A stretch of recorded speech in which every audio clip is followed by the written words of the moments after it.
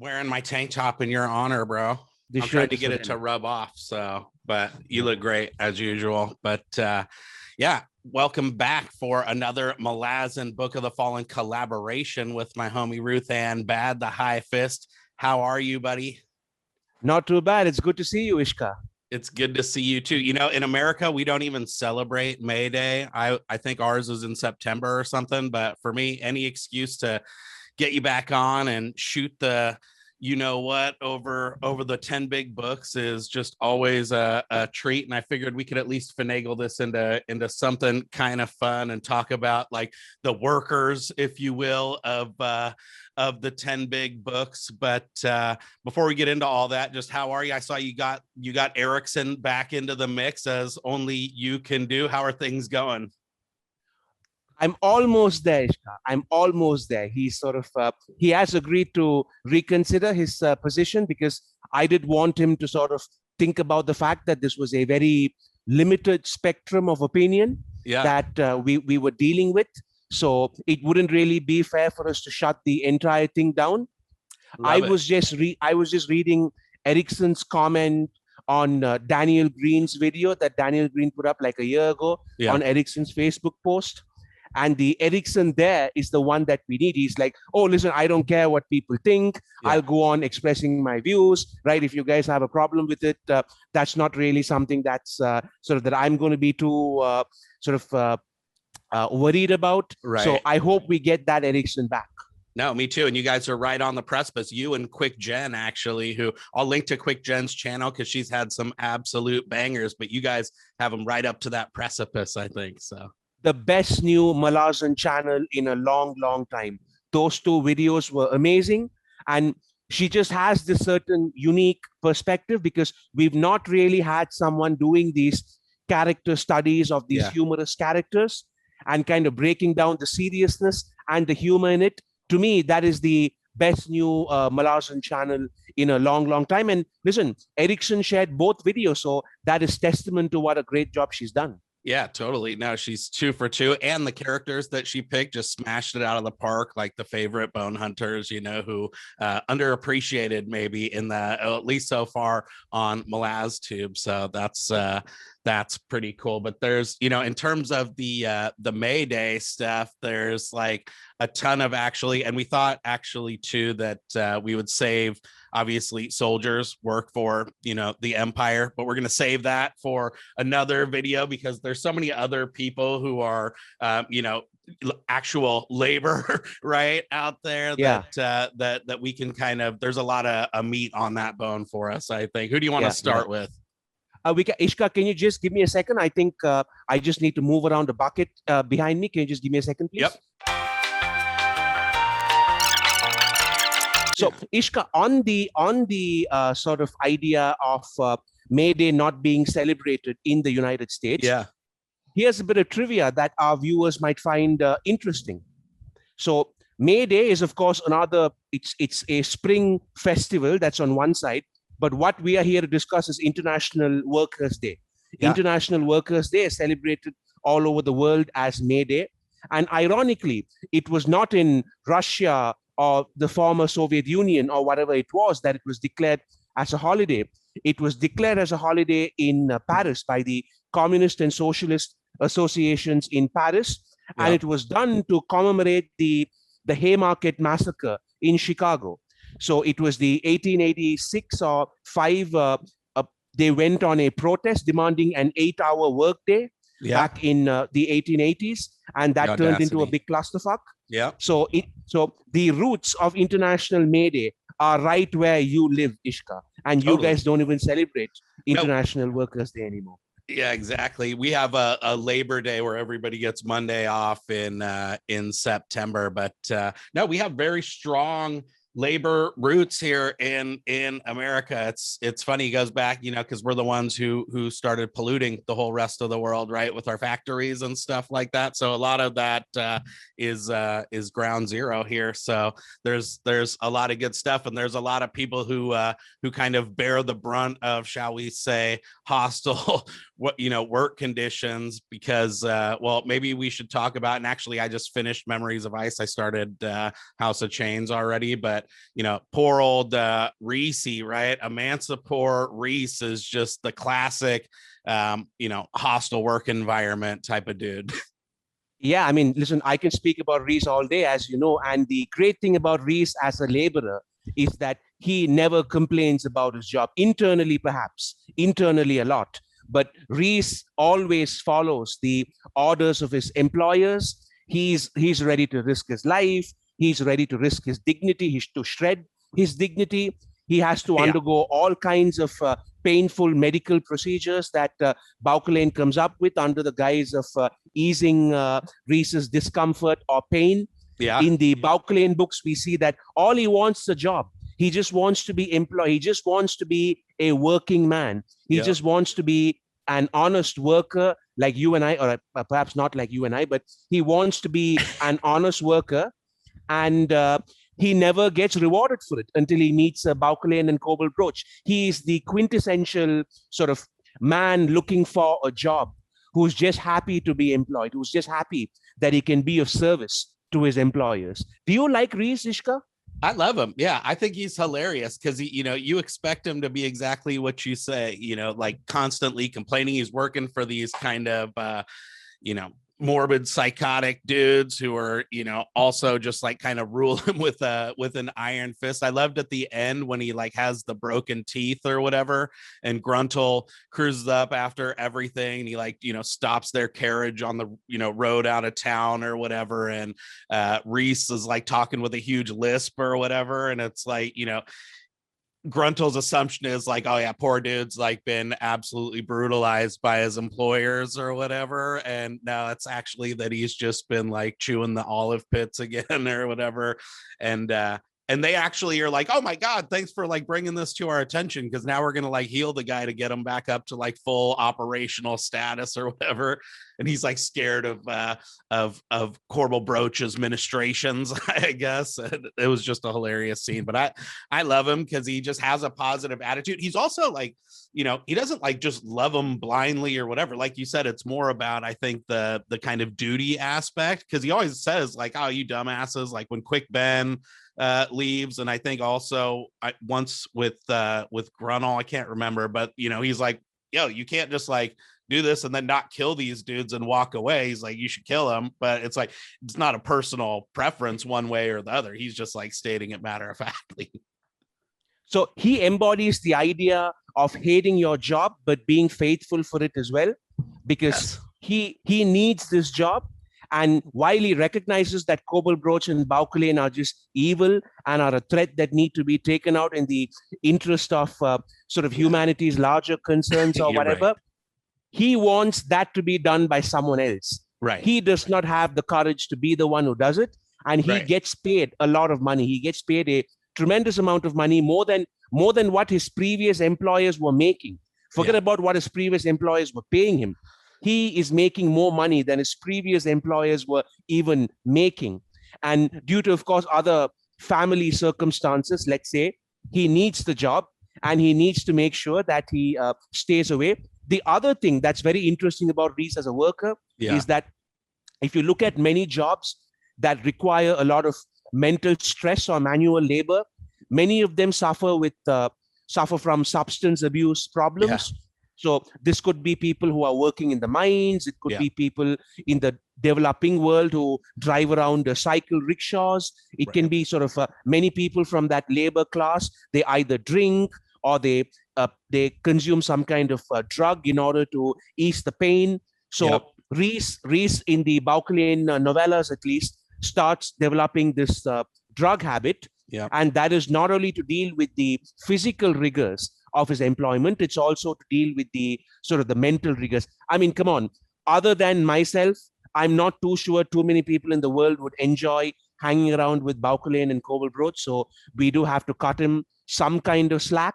Yeah. But to me, he is the quintessential sort of laborer / employee in Erikson's canon. On the opposite side, of course, we have Bug. Right. Bug is the flip side of Reese, right? Because Reese is a poor man who needs a job, and he's employed in a job that he hates because he needs the money. Right. Bug is the mirror opposite of that. He doesn't need this job. number one, he's an elder god, so he doesn't have to put up with this shit. Number two, even if he was just an ordinary mortal, he doesn't get paid in this job with Tehol, right? It's not something that involves any sort of thing that we see stimulating bug or entertaining bug or whatever. He's just there because he wants to be Tehol's companion. He's just there because he wants this life. So bug is almost like I wouldn't want to be too exaggerated with the analogies here, but you know how they often say that Osama bin Laden was very popular among terrorist organizations because he was a billionaire who chose to give all that up and go live in the caves. Yes. Bug is very similar in the sense that he's an elder god who chose to kind of give all that up, even though he still is an elder god. He could be in a temple enjoying the sacrifices, blah, blah, blah, but he hates that. He wants to live a simple Spartan life and the life of a butler, the life of a manservant or whatever. That suits him well. So Reese and Bug are almost two opposing ends of a spectrum. Yeah, no, that's why I love having you on, because I never would have made that parallel, but you're absolutely right. Like for Bug, like being the number two, even of like a massive sprawling empire is like a downgrade for Bug, right? Like that's but it's interesting because like with Emancipor Reese, it's like his loyalties to the job, not the person. And like you could even see him, like you took out, Bauchelain and Korbal Broach or whatever. It's like somebody else would he'd just go work for someone else because he's just all about like that, life of being that like perfect servant or whatever. Whereas Bug's like all about the person, right? Like he truly has like deep faith in, or belief. And he like kind of, even as an elder god, is like taking cues from this mortal person who seems to like have it more figured out, right? And be like kind of going down the right path, and one that like someone like that can look up to. And so he's just like doing it as a true like labor of love. Really, he doesn't you never see Bug go out and like buy the new boat, even once they like topple the he doesn't like get the Ferrari and roll up and do all that. So yeah, and they are the only two characters who constantly call their employers master over and over again. True. Bug always refers to Tehol as master, never as Tehol, and Reese always refers to Bauchelain as master, never as Bauchelain. Bug's such an interesting character. I'd love to see a Bug video, just because, I just read the Ice stuff too. And it's like, there's that whole thing where Malik Rel basically like co-ops Bug to do all this shady stuff, essentially against his will. And Bug even gets pissed about it or whatever, but just a really interesting character, because he does like, for whatever reason, like Tehol somehow like got the juices flowing for him again. And that's the kind of boss we all aspire to work for, right? One where you're like, yes, let's follow this dude's vision, because he's like, you want to work hard for people like that. So yeah, and the trope of a god masquerading as a mortal is quite common. I mean, even in Hinduism, we have tons of stories of different gods masquerading as human beings, but there's always a point there. There's always a purpose or a moral there. Bug is a nice contrast in the sense that he's not there to teach anybody a lesson. He's not there to prank anybody or test anybody or sort of measure anybody's devotion to him or faith for him or whatever. Yeah. He's just there because he hates all the other shit. He hates being a god. He wishes he was a butler. Bug wants to be, what a sort of humorous, but at the same time, interesting critique of the notion of godhood, right? Here's a god who is near omnipotent. Here's a god who can essentially do whatever he wants, right? Because now his religion is the dominant Malazan religion as well. So he has enough power to do whatever he wants, and yet all he wants is in the theme of our sort of international workers' day sort of ambit. All he wants to do is just be a servant. He wants to be Tehol's servant. He wants to be a hardworking man. Iskar, let that be a lesson to all of you out there, right? Who want to be entrepreneurs or who want to be hotshots or whatever. Here is an elder god who sees the worth in an honest day's labor. Right. Totally. Absolutely. And he's like, the thing I love about Bug too is, he doesn't have to do it. He does it for the love of, being a laborer or whatever. But I don't know, that friendship. He's hilarious too, and I don't know where I was going with that, but I just absolutely love the guy. He wants to be Tihol's sidekick. That's what he wants. This god who can conquer, who can destroy the world if he wants to. Hypothetically, he would much rather just be Tihol's sidekick. And maybe that is the lesson. He's not there to teach the lesson, but I think, there is like an undercurrent of just the whole 10 big books where it's like, in some ways, the gods are like more human than the humans, right? And like many instances where the gods are like taking cues from the humans, even like in the contrived ones or whatever, but it's like they're petty and they're sniping at each other. They're like doing it kind of behind the scenes or at like a higher level than what like, the individual human characters that are interacting within the plot of the books like are thinking about, but they're basically doing the exact same thing over like the span of eons. And if you bring in like all the shenanigans from Kharkanas and the errant, which, we got to bring up all the people who are connected to the errant in this, but, they're doing those same petty schemes and stuff like that too. And then here comes this like dude who just wants to kind of like make things right and like make sure these people who've been getting screwed over, and kind of stick it to the people who've been taking advantage and whatever. It's kind of a cool lesson without a lesson, maybe. Yeah, and Bug's a nice contrast because if you look at many of the other gods who get page time, because almost all the prominent gods in the series do have a mortal that they're closely associated with. So Shadow Throne and Iskar Al-Post, Krull and Krupp and all that. Bug is the only one whose sort of presence, he is the subservient one in the human-god relationship. Yeah. So Shadow Throne is very clearly above Iskar Al-Post. Krull is very clearly above Krupp. Bug is a weird sort of contrast in the sense that he's the only one who's quote-unquote mortal, is quote-unquote above him. If Tihol asks him to go out there and buy them lunch, Bug would have to nod his head and go out there and get them something to eat. How do you rate him just as a servant overall? He does a pretty damn good job, right? I mean, listen, when you have a master like Tihol, it's kind of hard to do a bad job as a servant because you eat twigs for a living and you live on a terrace with no furniture. So even you and I can probably do that job, Iskar, which is saying a lot about how easy it is because you and I would not make good manservants. Definitely not. But he does bring some expertise and whatever. I loved when he's like the one who gets to go down and like, investigate the foundations and stuff. That's so hilarious. And he's like, I don't know, it's a little wet down here, but Bug is hilarious. There's also like, it's interesting because both in Lether and in the all the different kind of corners of the Malazan world, there's like this huge merchant class. So there is just like this whole, undercurrent where you have like all these rich people, and then you have like these kind of, this labor class, even in like Memories of Ice. That's like essentially what all those care of it, like Gruntle and stuff like that, right? Or like even the Gray Swords, they're like hired guns, but there's a lot to chew on there. There's a lot of people who are out there just kind of getting their hustle on, basically. Yeah, Lether's a great case study if anybody wants to kind of dissect exploitation and economic exploitation. As you've always pointed out, Iskar, a post-Keynesian or even a new Keynesian approach or whatever, someone actually needs to do that.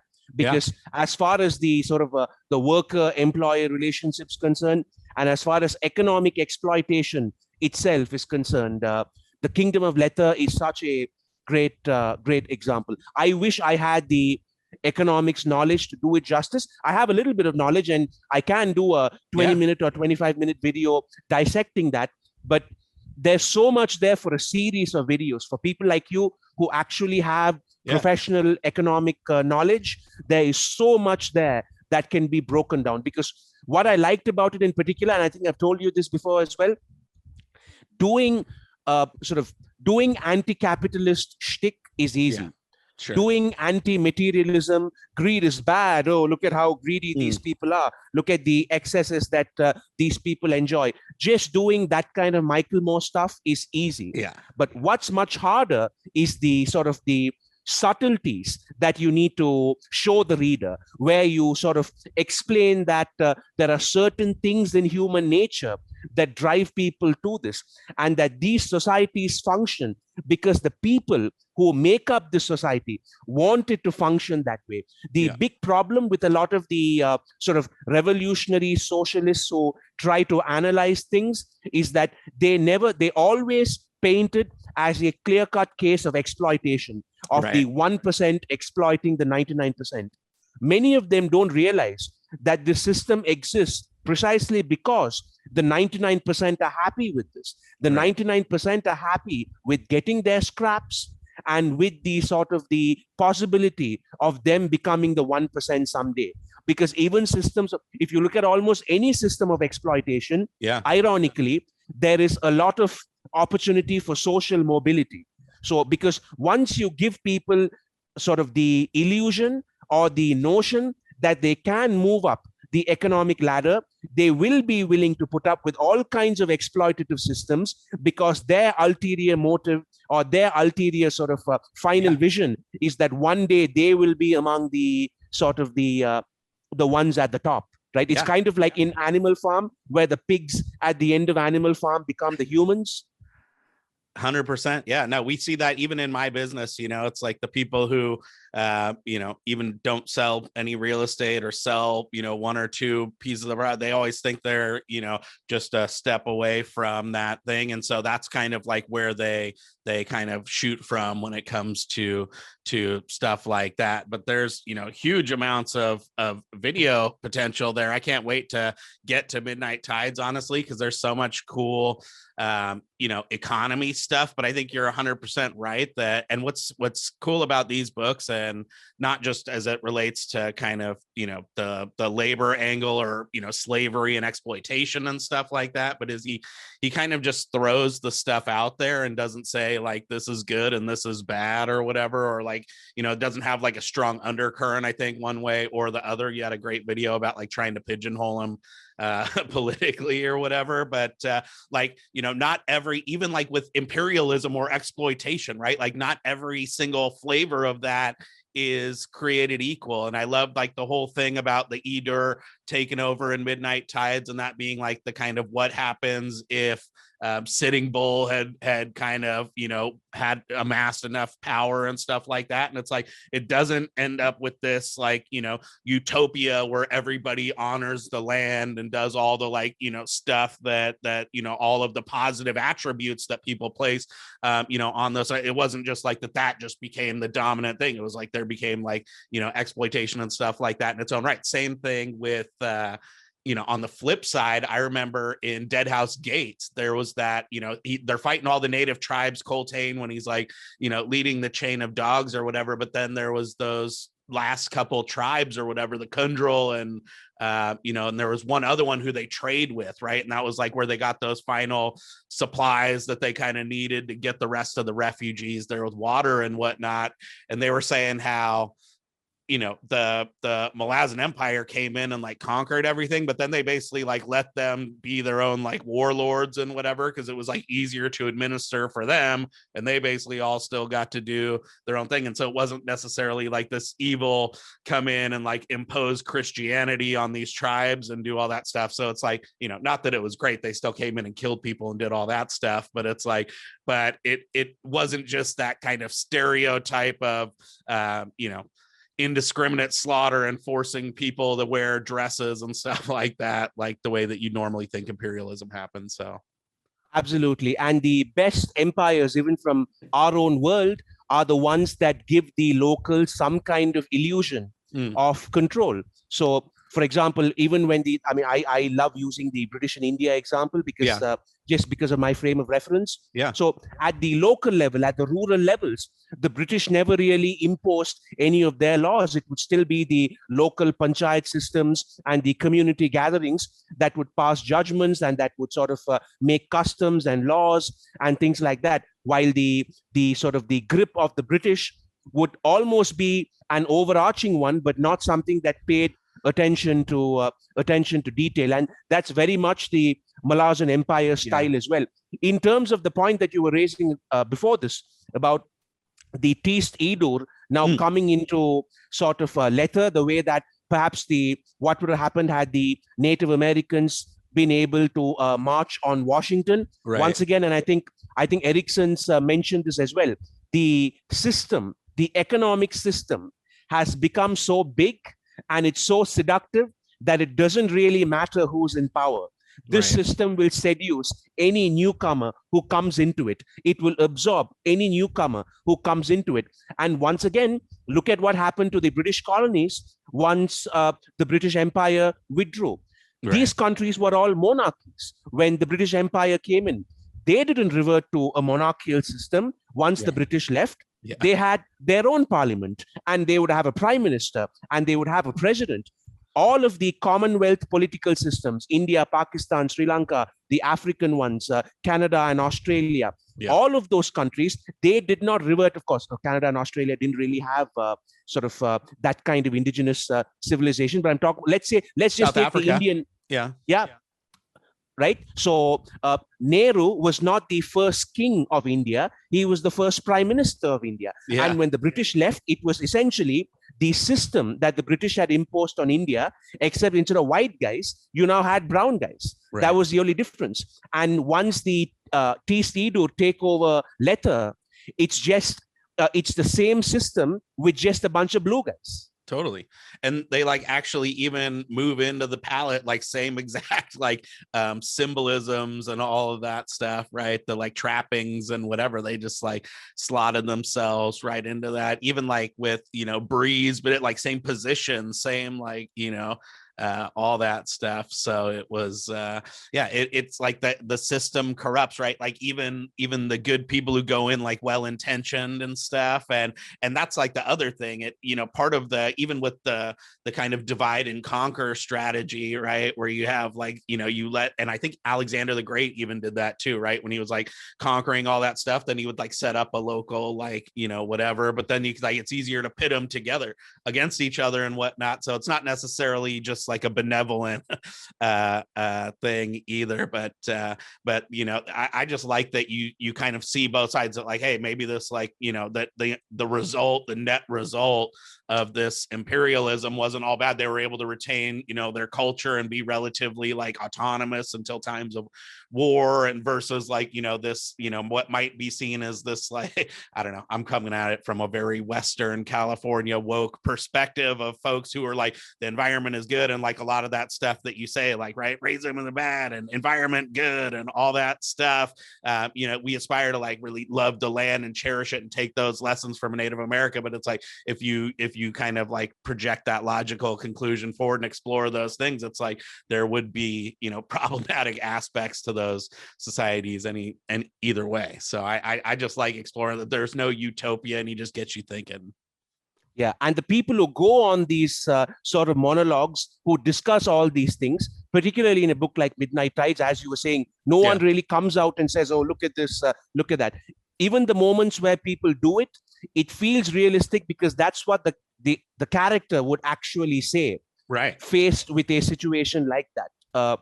As we've discussed many times before, there are very few instances where it feels like someone's going on a huge monologue simply for the sake of it. There's always a reason for it. Yeah, and it's always consistent with the sort of the nature of the character itself. There are a couple of instances where people do go on long lectures and things like that, which is another reason, even though the Icarium and Marpo stuff is so much fun and I love it and all that, both Icarium and Marpo can get a little preachy sometimes, and there are a few characters who do that. But overall, whenever we discuss key themes like this, it's always done through characters where you can actually believe that that character would say this, if that makes sense. 100%. Yeah, I was just I think it was in the Deadhouse Gates or maybe in the Memories of Ice channel on the Discord, there was like a couple of new people were just like, oh my gosh, why does this like get me so so much or whatever. And it's like, I think part of the empathy and compassion of the books isn't necessarily about like the characters or whatever, the themes and stuff like that. I think like Erickson himself is like an empathetic person who can really put himself in that shoe, so it like does feel three-dimensional, like motivated, you know what I mean? Like he sat and thought like, obviously, which I couldn't do. I told the folks in the Discord, I took a psychology class one time and it was like deeply introspective and I like gave myself a panic attack, right? But like I think he does that and like puts himself in those shoes and goes, oh my God, what would I do if I was like pissed off, or if, you know what I mean, or if I was a slave or whatever. And so it like creates this like real kind of richness that's there, and that's why you feel like, oh my God, I'm all like pissed off, or I'm sad, or whatever. So the downside to that, of course, is that sometimes characters come off as crybabies, and I don't mean that to be mean, but it's just that once again, it's that empathy and compassion thing, which some people, because Erikson loves making his characters cry. Yes. Right, especially when he wants to get across the sort of the emotional power of a certain scene. He just loves making the characters cry. There's this scene, the final battle of the Crippled God, where Stormy and Gessler encounter the Tilan Aimas. They encounter Tool, and they all just. It's like almost like how in Indian movies characters spontaneously break into song and dance. in Malazan books, characters spontaneously break into tears. There's a scene where Stormy, Gessler, and Tool have a conversation, and all of a sudden they all start crying. It's because of that whole compassion and empathy thing. On your psychology test thing, though, Iskar, I took a sort of a psychology test once, and sort of the one taking the test looked at the results and stared at me like I was one of the Hounds of Shadow. Yeah. So okay, good. So I don't have to feel too bad. No, he definitely goes for those kind of feels like that. But I'm here for it. I think like even Whiskey Jack said one of the things that he loved about Ganos Perrin is just like how he's just brutally introspective. And it's like that dude just goes in and is just constantly kicking the shit out of his own self. You know what I mean? He's just such his own harshest critic. One of the cool things that I think is kind of like an alternative to the Lether stuff, or even like the Imperial side, that I think is like really cool. And actually this is something I'm like trying to push in real life more, but is the Trigale Trade Guild, because like there's no real like owner laborer angle. I just think those dudes are absolutely badass, right? Like they show up in almost all the books.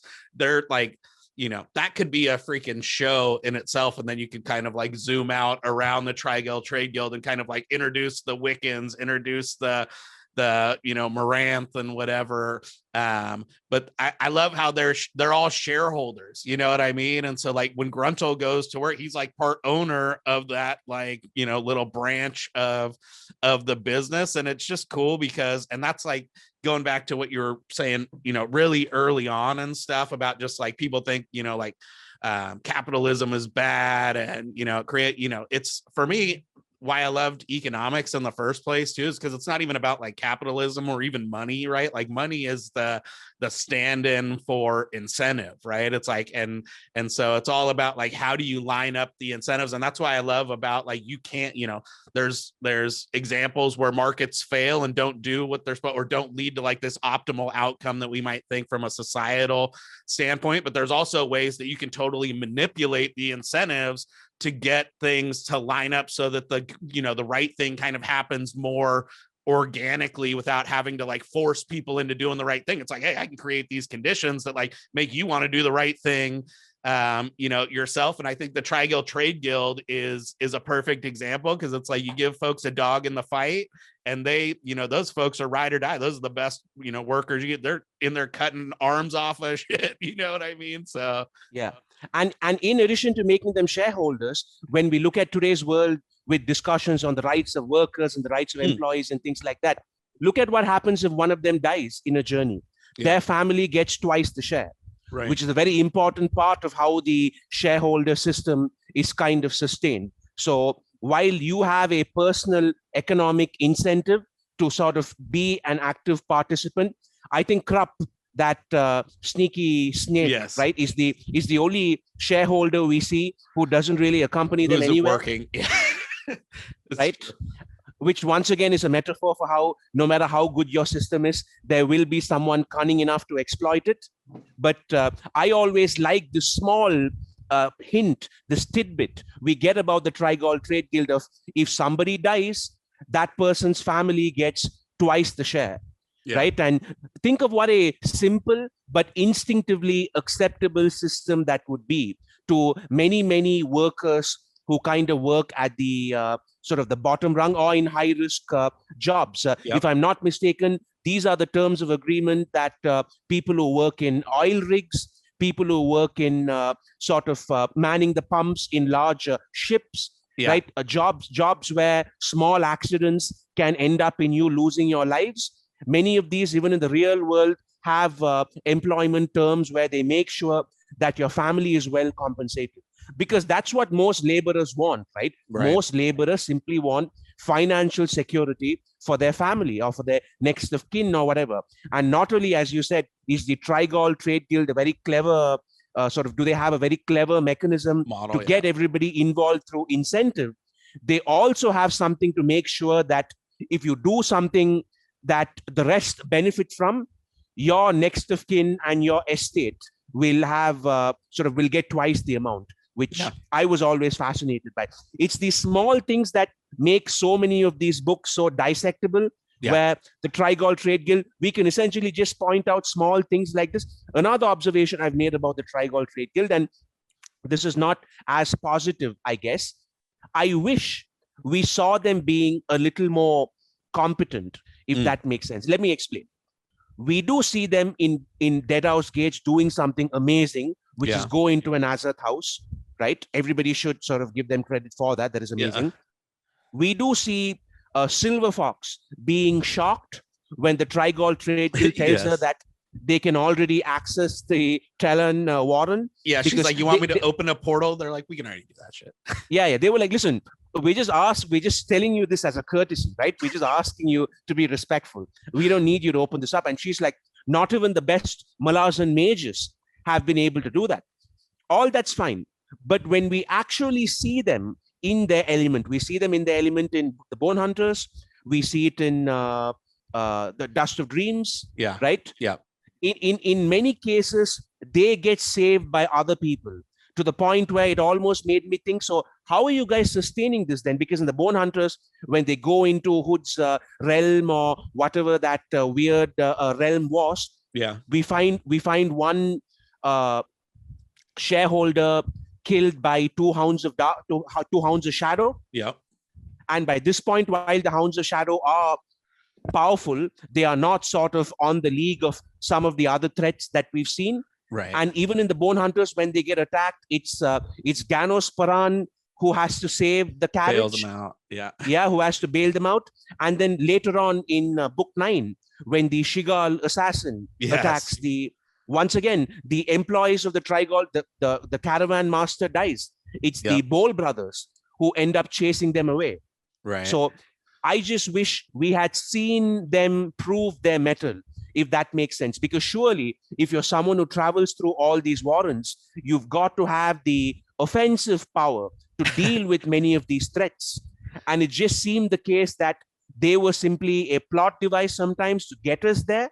And then it was all the familiar characters doing the heavy lifting in terms of the fighting. So that's the only thing I wish was different about them. Even like Gruntle, right? They have just like huge employee turnover, obviously, because they're either like dying off or just moving on to other stuff too. But they must just have ridiculously high, prices, and I think that's how they get around the constant doubling down on the losses or whatever. But it's like the exact same. My buddy is a iron worker, so he's one of those guys that like walks on the skyscraper, where it's just like the little bars of metal. And I think that like they have huge. You're gonna make me do that for $1 billion, Iskar. Yeah, exactly. Well, I think that's like almost how much his family would get if something bad ever happened. So it's like you gotta, he builds in all that kind of that risk-based pricing. But that's like the difference between like skilled and unskilled labor. If you're hiring people like Precious Thimble and freaking Gruntle or whatever, who's like the Trake's mortal sword and stuff like that, then you can kind of the Bole brothers, they're shareholders as well.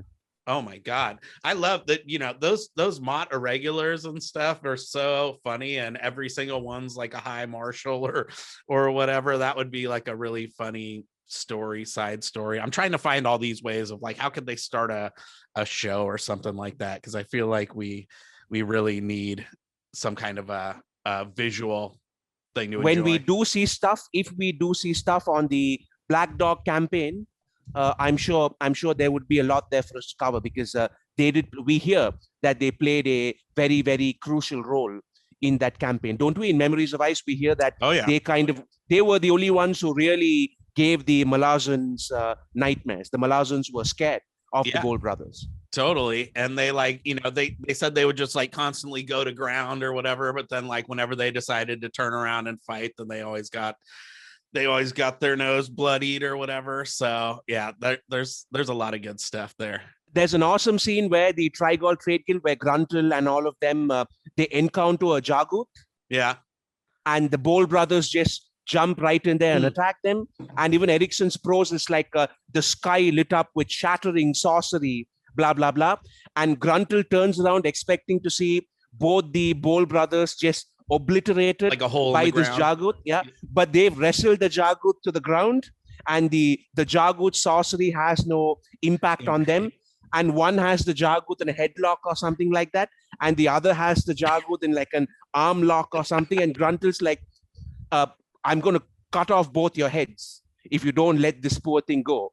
And Ambi's like, cut his head off. And Jula's like, no, cut his head off. Yes. Those guys are so funny. Those guys are hilarious. And yeah, they're like, we don't like Jagat. That was so funny. Oh my God. What else? Jagut the necromancers, they don't really like them. That's true. Oh, you know what's so funny? Well, like, because we got to talk about, like, I feel like the slavery aspect too, because there's like, especially, I thought about the ones on the Salanda, right? Or because you have like all those the beheaded Tistandi rower types. And I don't know why I thought about this, but like I love the whole, and I don't know, it's not even really related to their service or whatever in that capacity, but there's that guy, Lagana Breed or whatever, who gives Stormy the sword and all that. Like, I just think that whole thing, and then you find out like 7 books later that he didn't actually, it's like this big old sacrifice. And to your point about like Stormy starts crying, I think, and all that, because the guy is like, sacrificed himself to seal this like hole that's going into the nascent and all that stuff. And then he shows up later and he's like, yeah, I just chucked that head in. Can I like get my sword back or whatever? Yeah, I mean, to Stormy's credit, Stormy keeps saying, I'm just holding it for someone, right? I just have this flint sword for someone. And he went away to fix a rift in the sky or whatever. And people keep telling him that the guy's probably dead, that he's not going to come back. But Stormy's so thick that Stormy simply doesn't. In the beginning, he kind of cries in Deadhouse Gates. But then later on, when people tell him that guy won't come back, Stormy doesn't believe them at all. Stormy keeps saying, listen, I have this for a friend. Yeah. No, that's awesome. I can't wait to discuss Stormy and Gessler when we do an episode on the Malazan soldiers or whatever. I'm looking forward to that so much. Those two guys are so awesome. Yeah, totally. Or like we could do a best duos one on like Friends Day or something like that, because there's a lot of like, we could get into them. I love the picker and blend stuff too. I love the the troll own rack stuff. So we can beat that one to death. Quick Ben Kalam. Come on. Yeah. Well, and I wasn't even excited to get into to House of Chains, but I'm excited to get into all of them because I just enjoy them all. But like, when I read that troll prologue, right, and just talking about like all the changes that his brother's gone through and like, how he betrayed them and all this stuff, I'm like, I think I'm going to enjoy this a lot more because, the Karsa stuff, I think when you think of House of Chains, it's basically like the Karsa book, but there's like a lot of really killer Bonehunter stuff and a lot of really good troll stuff in there too. So I'm actually pumped to get back in there. Yeah, the video that AP did with Ericsson, where they broke down one of the chapters, that's one of my favorite chapters from the book as well. We've discussed it many times, right? Karsa appearing out of nowhere to take on the Hounds, and then Karsa riding off into the sunset like it's a Sergio Leone Western. I think we've spoken about that on one of our collabs before as well, and they brought it up too, that there were a lot of Western vibes. House of Chains, I will be honest, was not one of my favorites initially, Yeah. but the more you meditate on it, like many of these books, like Deadhouse Gates, not a big fan, was not a big fan at all. Right. But the more you kind of break it down and ponder about it, the more these things grow on you. Yeah, I love the whole thing, like in the first chapter too, where he's like looking at his grandpa's, house and whatever, and there's like all the trophies. I forget if it was like noses or ears or whatever that are like stapled all over the thing from his like old school conquest. The watch from the Discord had this whole good thing about like the dad and the grandpa and the relationship there, and then like where he ends up at the end of the Crippled God, and like doing a whole reflection. I think I'll probably do a video on something like that later on, because it's like those two guys are the kind of poles that Karsa's development, right? Yeah, and I really want to see if Karsa sees his father again, because when Karsa leaves, his father tells Karsa's grandfather, he says, we will never see him again. Yeah. Karsa's father is very emphatic about the fact that this guy's gone on a journey, it's going to change him, and he either meant this dumbass is going to get himself killed, right? Or he meant my son is meant for greatness, and he will soon realize the error of our traditional ways, and he will break those chains. But he does very, very clearly say, we will never see him again. So I wonder if that's going to happen. Well, I think it's kind of like the Seerdamen thing when his dad like leaves. You remember that part when he was telling Talk how he like got inducted into the whatever, the cult or whatever, and his like dad was this fisherman, and he always like came back and whatever. And then like when the dad comes back the last time and he sees him like wearing a Seerdamen get up and whatever, that he doesn't even like stop and get out. He just like turned around and bounced. But the Seerdamen was like, gave him that wave as kind of like a good for you for finding your way to like get out. So hopefully it was like a hopeful one like that. I don't know. I was just going to say, if you're a fisherman in one of the Malazan books, you're fucked anyway. Sorry, and her father, the Seerdamen's father, Lilac, who's the fisherman equivalent of a demon, right? If you fish for a living and you find yourself in an Erikson book, run for the hills. Yeah. Oh, but I know the reason why I was bringing up the slave labor too, actually, is because the one character I did want to bring up in the context of all this, who isn't really a laborer, but in some ways is like more of a trusted advisor, and who I just think there's like a dearth of video content about, is Udanas, right? Because he's like a slave. How did we forget that? Yeah. So what's your take on Udanas? Because he is a slave, and well, Udanas's whole thing is just the whole thing with Feather Witch, how she does him so dirty and shuns him. And I mean, that guy basically just gets screwed by everyone, both metaphorically and literally, right? Not a character I was a big fan of in my first read through. Yeah. But since then, and to this day, Udanas is not the type of character I would search for, where I just read those scenes. But there are many, many good moments with Udanas, because his storyline from a slave to a father, essentially, at the end, very interesting journey from a jilted lover to sort of a very fulfilled father. It's almost a perfect character arc that many males go through, where they are rejected by in their youth by some hot chick that they were interested in, and eventually they end up kind of settling down anyway. Yeah. What I find most interesting about Udanas's character is that even though he can often be very jaded and cynical, Erikson does a very good job in making sure that his humanity is always very, very prominent.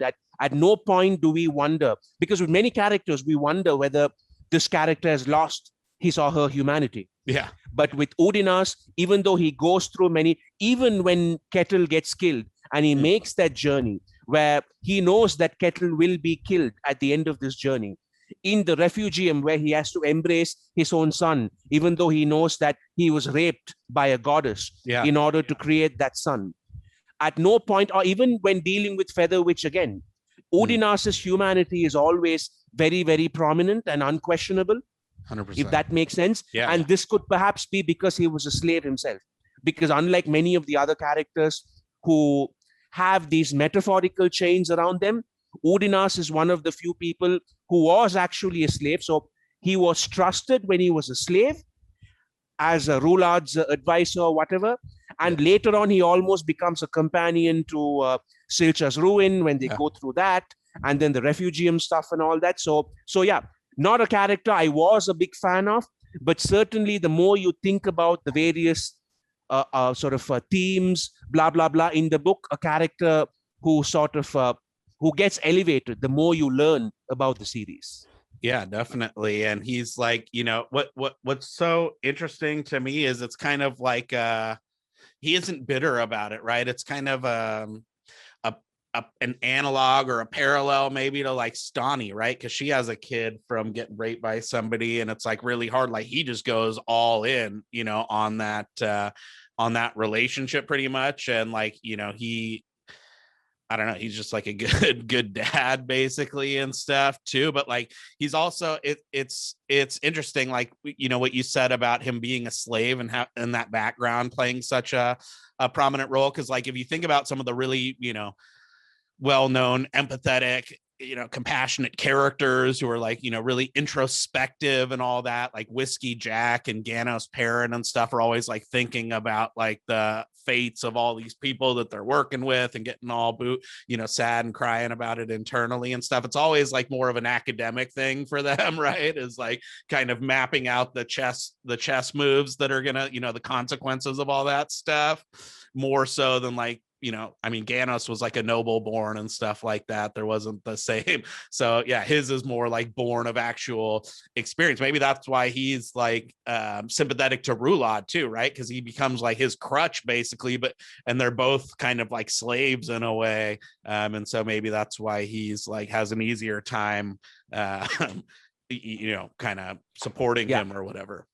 In terms of contrasting his acceptance of his son with Stani's rejection of Harlow, we do need to make an important point though, because even though there is male rape in the Malazan books, it's not penetration the way it is with female rape in the books. Male rape is usually, Bottle gets jerked off by a goddess, so Udinas gets jerked off by a goddess, right? You just getting a hand job is what passes as male rape. It's not like they're brutally sodomized or whatever. Whereas female rape is actual female rape, right? I mean, I'm not disparaging male rape. I'm just saying that female rape in that form is clearly has to be more traumatic than you sort of involuntarily getting jerked off. No. And like to even like, I've never even like considered, like that was the first time when I was like, oh my gosh, like here's this dude, and you know what I mean? Like, so I give him props for even bringing it up, because like usually you just don't even have to confront that. But you're absolutely right. It's like definitely not we can't make that, throw that up on equal standings, but it's just a really interesting character and his whole relationship with Rulad and them. And I just think that from the labor standpoint, that's the kind of full extreme, because he was really getting basically the short end of every stick there for a while.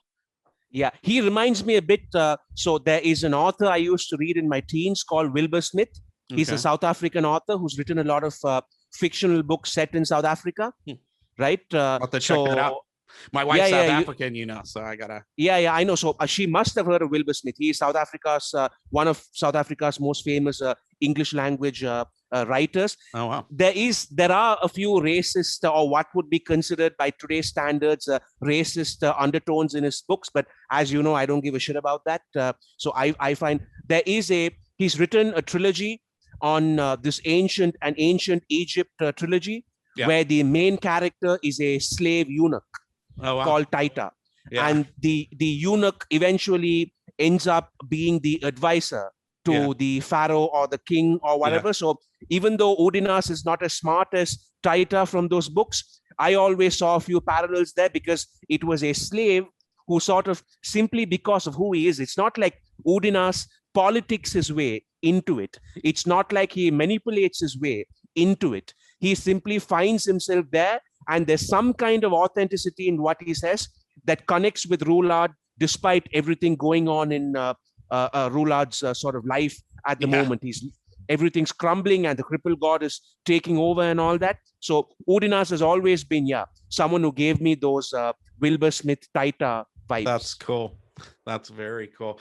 What do you think about this idea that like even just like on the religious side of these books, right? It's like, it's almost transactional in a way. It seems like with the worshipers or like kind of, it's like a at-will employment kind of situation. It seems like, cause it's so fluid with the, people being kind of part of the, now I'm the herald of death and then I'm not, right? And then like Bowden's the soldier of death for a while, then he's not, and all this stuff. And like people are like abandoning their gods, they're firing their employees, right? Like there's kind of that I don't know how religion works. Have you seen my religion video from a few days ago that Erickson shared? Yeah. So my favorite contrast, even though I didn't go into this a lot, is Itkovian and Hyboric, right?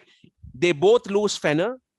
And Itkovian's faith is so strong that he refuses to leave it. Even when he's offered a position as the shield anvil of this new god Treach, he says, forget about it. This is my position. Hyboric, on the other hand, my god, you're the shield anvil of Fenner, and all of a sudden you're what? Like the shield anvil or whatever of Treach now? You shameless apostate, Hyboric.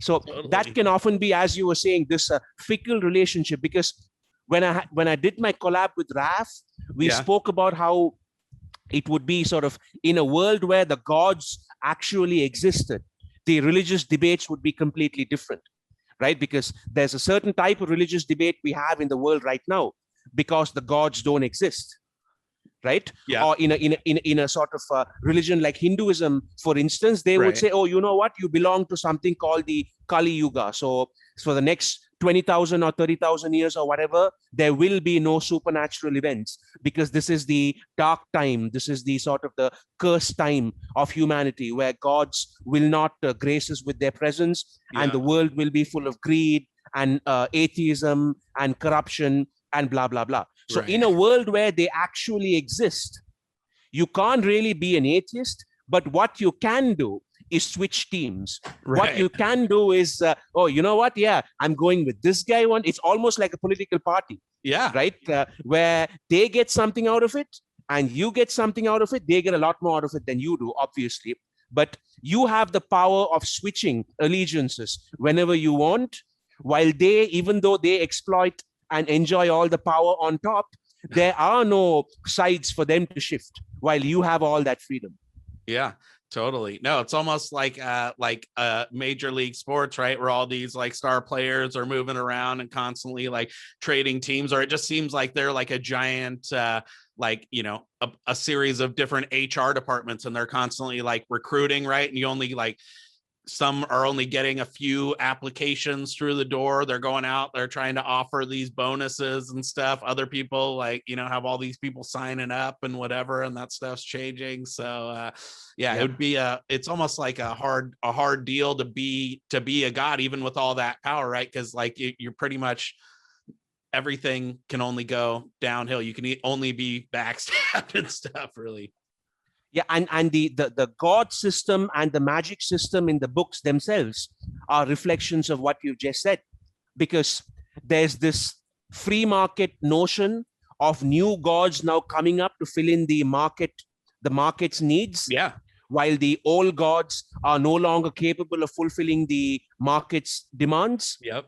And the old gods are kind of like these monopolies who do not want disruptive technologies to come in. And who do not want new players to come in and compete with them, while the new ones are all about competition. And I think even when Krul first creates the Warrens and shares his blood, this could be in one of the prequel books, right? Which, as you know, I'm not a big expert on. But in one of the, I think it's either Grisenfall or someone else who says, why did Krul do this? Because now power can be accessed by anybody. Right. So Krul created the ultimate magic capitalist system where it's now available to every single person and anybody with talent can access it.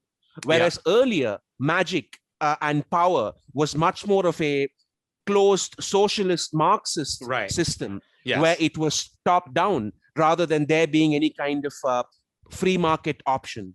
Absolutely. Does that even make sense, Iskar?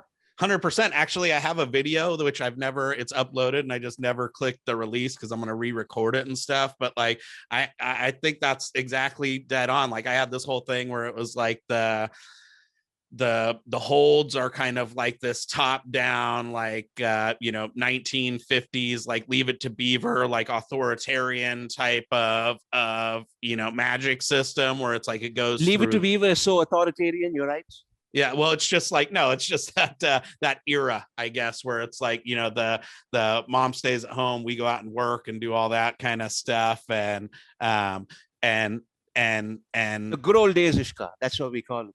Yeah, exactly. But you had to go through the cult, right? And it was like the cult leader or whatever, the Jhistal priest is the one with all the power, and then it goes down, like, gets watered down as it goes down through the ranks. And if you're not part of the cult, then you don't get any, right? And stuff like that. Whereas the Warrens, it's like anybody who can just like kind of crack the door open or whatever gets access. And that's kind of like these 1960s like flower children out, like, everyone should get everything and we all, and how they're both kind of like missing the plot. Maybe the like Ikarian paths and stuff actually would be like one where we kind of like could take the kind of the positive motivations of the like flower children thing with some of the like order and stuff that came from the Leave It to Beaver approach. Actually, there's like this really great channel if anyone wants to go explore like social dynamics and stuff in America, is like this dude David Hoffman, and all he does is he films people from like the 70s and 80s, and some of them are like these flower children from the 60s who now like work in corporate America and stuff like that. And it's really interesting to hear them like at that age, right? Because then they're like, they were 19 or whatever, and 20 during the 60s. Now they're like 45 and have like a kid and a mortgage and stuff and blah blah blah. And like that's kind of like what it made me think, like, because they they still were like these positively motivated, like wanted the right, quote unquote, morally right things, but they were much more like pragmatic and kind of were like, oh well, there was like a thing to what my dad was saying about like having a schedule, making a budget, and like doing some of the more like mundane aspects of whatever. So I always thought that was cool. But yes, that makes sense to me what you're saying. And that would be a fantastic video, Iskar. You've got to do that. Yeah, I think I want to redo it because it's we I don't know, I hate to like even go down the kind of political route with the channel, but those are some of the takeaways that you get out of the books, right? Is that like that you got to find a middle ground. And that's kind of what we were even saying about like the imperialism and the colonialism and stuff like that, is that it's not all one, it's like there's nothing wrong with kind of cherry picking out like the best of everything to create this kind of like best of breed world that we might be able to have. So yeah, on the issue of the sort of the flower children of the 60s turning into sort of adults later on, I just have a small unrelated anecdote. So when I was in university in England, that was when the war in Iraq was at its peak. Mm-hmm. So there would often be university protests, right, on my campus. Yeah, and so the deputy prime minister of the UK at that time, John Prescott, he was from my university. He was an alma mater of the university that I went to there. So what happened was there were a couple of policymakers who had come, and a couple of my a couple of my friends had organized these mass anti-Iraq war protests. Yeah. And when they saw the mass of students protesting, you could almost see the tears in their eyes, because it was their youth. It was those children of the 60s who protested against the Vietnam War, who were later the policymakers who enabled the war on Iraq. So here they were in their sort of the maturity of their lives. Now they were the man now. They were the establishment now, and they had to face an entirely new generation. And me being the cynic I was even back then, all I could do was tell my friend who was next to me, listen, someday that's going to be you, right? You who are protesting against the Iraq war now, someday you will be that old man up there making the same mistake. So anyway, I'm sorry to hijack the conversation, Iskar, but that was just an anecdote that always stayed with me. No, so that's going to be the Icarian paths, right? Or the coins or whatever they are, is that they're going to take the kind of everybody can do it, but still have it be kind of competency based or something like that. Like you got to be a grub or a sin or somebody who's, to grab at it. So that's a really cool little angle. But what else did we miss on the May Day front? Anything good that I didn't talk about? Just one. I think we need to discuss the idea of guilds, because we have because guilds are kind of like trade unions some senses. 100%. Right? They're essentially the sort of the ancestors of the concept of unions. 100%. And for example, when Barathol gets to Troll the Hounds, I think it was QuickGen who mentioned this, the blacksmith guild almost acts like a mafia. It almost acts like a cabal, where they say, listen, you need to pay us a fee and you need to get a license, and only then can you operate. And Barathol obviously sort of disagrees and all that. And then we have the Assassins Guild in Gardens of the Moon, and all the politics that comes with that, the power struggle between the Assassins Guild and the sort of the rulers of Darujistan and things like that. What's your take on the concept of a guild in general? It's, as with everything, it's like you want to have these kind of oligopolies, right? It's like that's the OPEC, I guess, of the of the sword business in Darujistan, right? Is that they want to control their prices or have their kind of pound of flesh. Look, it's great if you're one of the people who's in the club, right? And that's if you're one of those first movers who can kind of hold down the production. That's why I love Barathol, because he's kind of scrappy, and like that's kind of the whole problem with guilds and stuff like that, or even like laws like against like drugs and stuff, right? Is like I'm much more a fan of using incentives to get the behavior lined up the way that you want, because the second that you create these barriers, then what you've done is you've created a cottage industry in breaking barriers, right? Because then that's when you get black market stuff happening. That's when you get like the scabs like Barathol Makar, who's like, dude, there's people who want these products, right? And these services that I can offer, and like no one cares about these imaginary social contracts of like being a part of a guild and stuff like that. Like all they care about is having a sword to stab somebody with and whatever. And so like that's why the kind of Barathols are inevitable in that kind of a situation. But yet that and I think they as long as they can kind of keep that relegated to the margins, and the bigger fear isn't what Barathol is going to do, because he's not going to be big enough to take away all their business. The bad news is that or the thing that they have to worry about is that becomes a broader trend, because as long as they can still mostly control the market and price gouge essentially and all of that stuff, then they're still going to get rich with a bunch of little Barathols out there. But that's why those kind of false barriers never work. That being said, though, there is a kind of there's this whole joke about the one-armed economist, right? Because there's two sides to every story, and so they want like a one-armed economist, so you can't say like on the one hand, on the other hand. But the one thing that a guild could do, if it was benevolent or whatever, is like to ensure some kind of minimum standards. And I think that's like what they're usually launched under the auspices of, right? Like we want to have an accounting guild because we want to make sure that people are on the hook if they cook the books and do all that stuff, and we can police our own and hold some standards and stuff. And I think like any system, even with the politics, like we were talking about with the Tri-Guild Trade Guild and stuff like that, it's like it just creates a system where like the Don Corleones can come take them over and stuff like that and exploit the system. And I like the contrast between Darujistan and Lether, in the sense that Darujistan is an ancient city and the economy is a lot more regulated. Therefore, you have all these guilds. You will never face a situation like that in Lether, because in Lether, it's driven completely by greed. So you will very rarely have these cabals and cartels operating that prevent people from getting into business, even though there's the Rat Catchers Guild, which itself is a kind of parody of the idea of having a guild in a society like this, right? Which would be a great video. Yeah, right. I mean, oh wow, the Rat Catchers Guild. We can do 2 videos on those guys. So I like how it's consistent that way. That in some of these kingdoms, the guilds are strong, and in some of them they are not. And how in a place like Darujistan, even something like a guild that was originally created to protect the rights of the workers will eventually descend into a, as I was saying, a cabal type thing.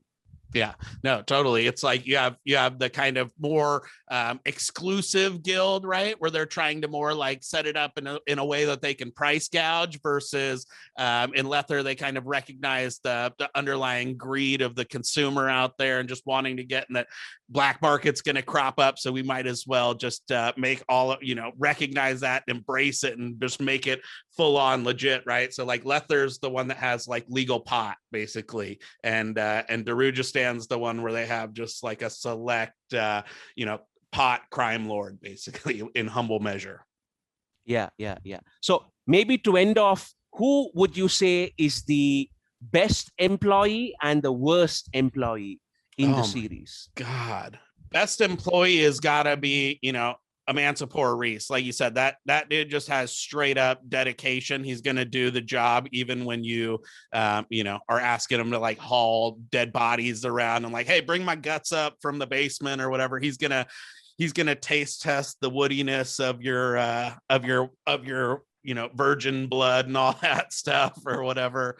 That guy is absolutely ride or die. Worst employee, which we didn't even talk about, I think also has to go to Bauchelain and Korbal Broach, because I think Buke was the shittiest employee. That dude was just spent his whole entire time with them trying to either kill them or convince other people to kill him. So he didn't really earn his money, shall we say.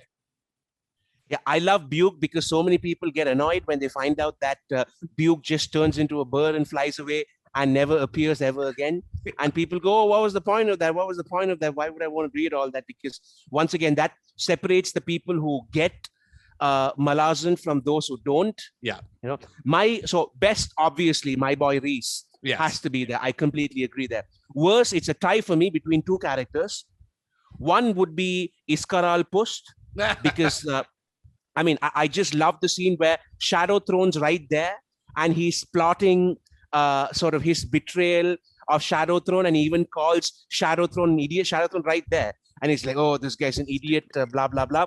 The best Iskar Post impression I've ever seen is, help me out, Iskar, Library of Alexandria. Yes. Right? Oh, Alan. the best Iskar Post impersonation I've seen. And actually the best Krupp impersonation impression I've seen as well. So props to that guy. My second candidate for the worst employee would be Marpo. Yes. You had one job. You had one job. You just had one job. You just need to lead this guy on. This guy is a killer who can lay waste to entire continents, right?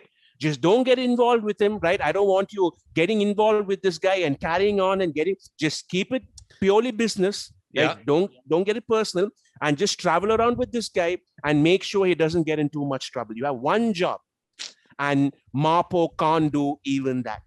Yeah, no, I never thought about that. Mappo is terrible from the standpoint of his employers, right? He absolutely screwed the pooch. And but actually, conversely, for the opposite reason, Tarlak, Vreed or whatever that guy's name is, was a terrible employee for a different reason, not because he wasn't dedicated to the cause, but just because he was incompetent too. So, yeah, I mean, Tarlak Veed has some of the sort of the most disgusting traits in the he has one where he spits and he uses that as a hair gel, and if I'm not mistaken, there's another one where he drinks his own piss. So he pisses into his own sort of water skins or whatever, and that's what he uses in his journey to drink. So I mean, Tarlak Veed, good employee, but terrible personal hygiene. Yeah, exactly. Such a different philosophy too. You just tell Dakarium right off the bat. He's like, oh yeah, by the way, he's like, all this shit happened. You're a terrible person. And after that, he just gets blown to smithereens because he doesn't really care. Really care. He's like, peace out. I'm out of here. He's all right, cool. So yeah, that's a wrap, I guess, for Mayday, dude. That was so fun. I'm gonna show up, I think, on your channel hopefully for Mother's Day, because we got a lot of good Mother's Day stuff to talk about. So I'm looking forward to that. That will be explosive. We will be getting into the Malazan mommies. Yes, we will. Okay, awesome. Well, and I'm excited to be on somebody's channel. Nobody else has invited me on except for Counselor of Moonspawn, so that'll be exciting. And I'm trying to weasel my way onto Raph's channel too. But thank you so much for your time. You always enrich my channel. These are the only videos that Erickson ever wants to watch of mine. So I'm trying to hitch my wagon or my trailer to your wagon. So thank you for being here. Iskar, you are the man, the myth, the legend. You are the Kurul of Malas Tube. And the reason you're not invited to all these other warrens is because we know what happens to gods when they leave their own warren, Iskar. So that's the only reason. We're all protecting you by ensuring that you stay in your realm. Well, I love you guys and I appreciate it. And thanks everybody for watching. We'll leave it there. Make sure you go subscribe to Ruthan's channel. I want to see him over 1,000. There's no reason why his videos get more views, but his channel has less subscribers. So get that done, people. And until next time, happy reading.